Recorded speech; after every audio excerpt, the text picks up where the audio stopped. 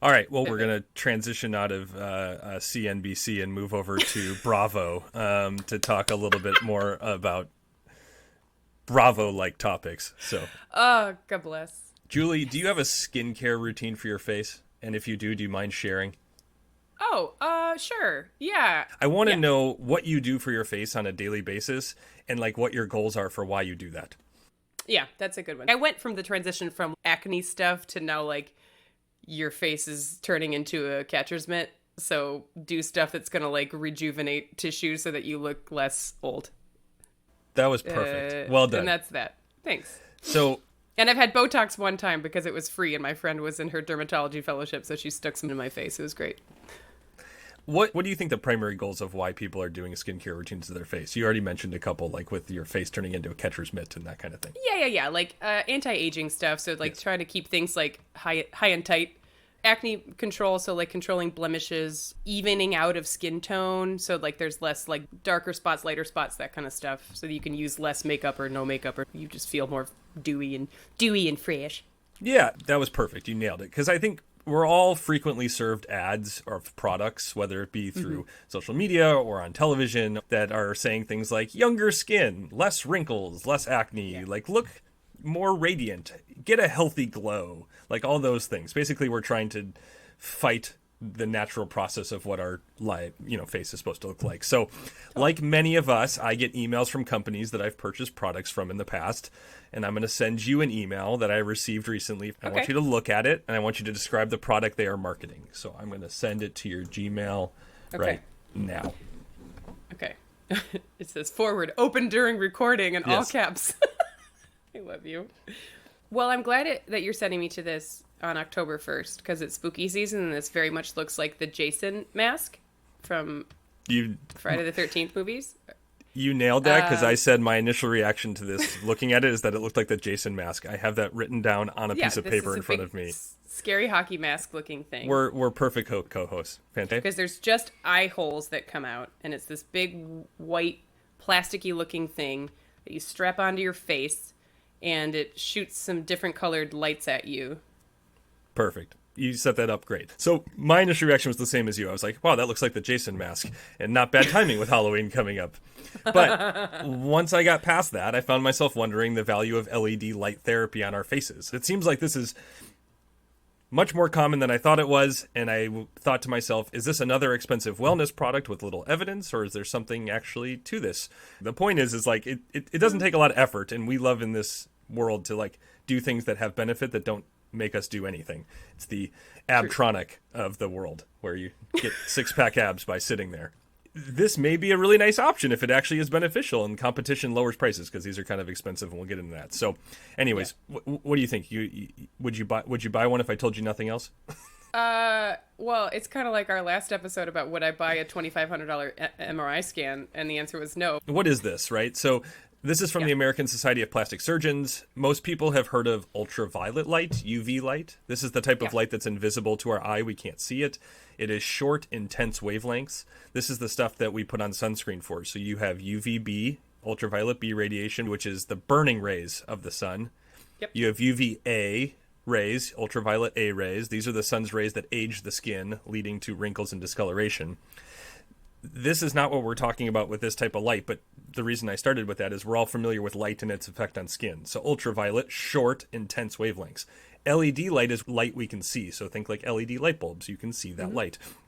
There's different wavelengths on the visible light spectrum, and each corresponds to a different color and thus a different penetration to the skin at different depths. So these are longer wavelengths than UV.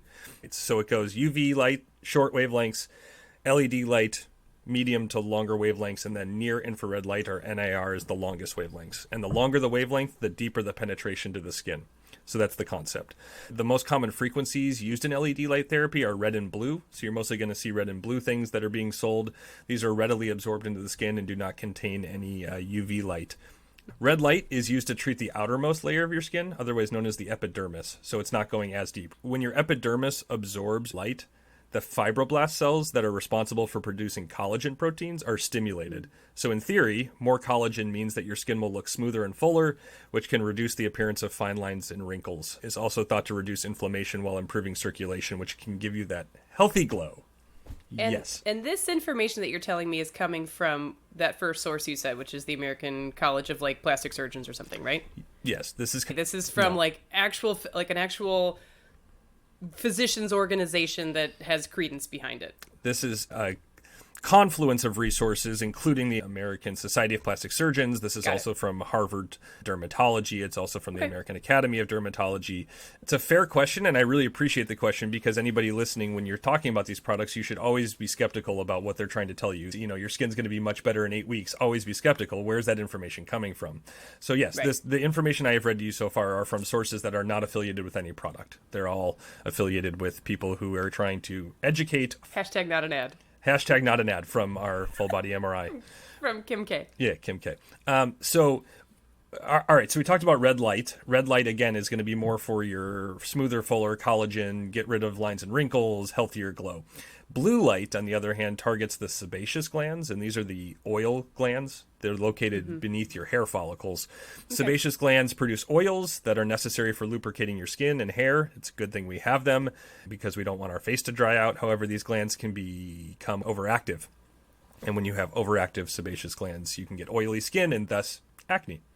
The theory is that blue LED light therapy can target these oil glands and make them less active. In turn, you would see fewer acne breakouts. Blue light can also kill acne-causing bacteria. Do you remember the acne-causing bacteria? P. acnes. Yeah, there you go. It's in your armpits, too. Yeah.